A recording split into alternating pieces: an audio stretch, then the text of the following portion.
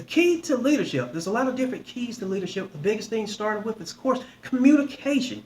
And we're going to start with that. Of course, we've all had a teacher, that we knew he or she knew their stuff. But for some reason, they just could not communicate that to us. And that's another big thing of being able to get their vision to us. Also, I'm going to go briefly, we're going to talk about the news.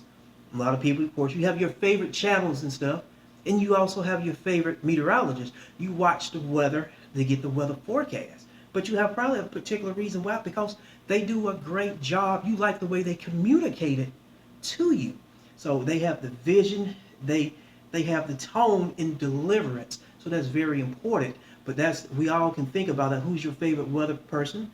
And that's the reason why you like what they do. And also, some teachers, like I said, unfortunately, sometimes they don't get that what they're trying to teach us across the way they're trying to deliver it. And some of the key essentials I'm going to talk about briefly is the vision. You must have the vision. Vision, of course, is being able to articulate your ideas to someone to way they can understand it. Dreams, things like that. How are we going to get there? How are we going to make this company bigger? Those things like that. Your tone is very important. How you set the tone up. Whether you're serious, jokes. Sometimes there's a time for either way. Another big thing is open communication. In open communication, I'm going to use the words active and passive. Active is me talking to you. Passive is me being quiet and listening. Communication must be a two-way street, or sometimes more ways than that. But you just can't be you speaking and not getting any feedback from. So you must have that. Also, you must show humility. And showing humility is a way of just showing you're human, that you understand when you're listening to people, that you care for them.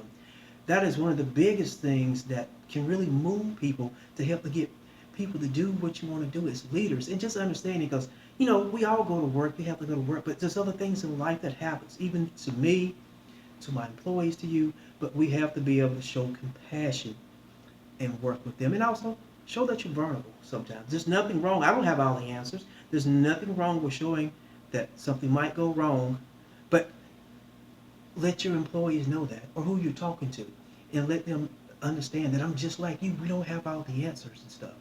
One leader I'm going to briefly talk about, and a lot of that was John F. Kennedy, and that was in 1962 during the Cuban Missile Crisis. He said a great speech. He set it up by the tone first. He was very serious in his tone, because that was a very serious matter with Russia or the Soviet Union putting nuclear missiles on Cuba, of course, very close to us. So the deliverance of his tone was very seriousness.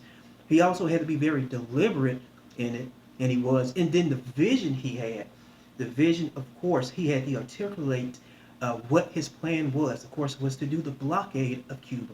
And the reason why he had to put it in terms that people could understand the U.S. and also across the world of what was going on, of what Russia was doing, how they violated all these laws and all these rules that we've done, and that we had the evidence, the vision, and then how he was going to get out of there.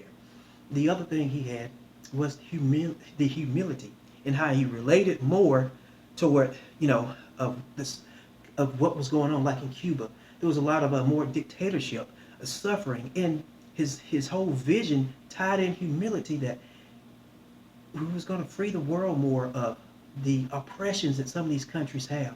That no longer was going to be happening.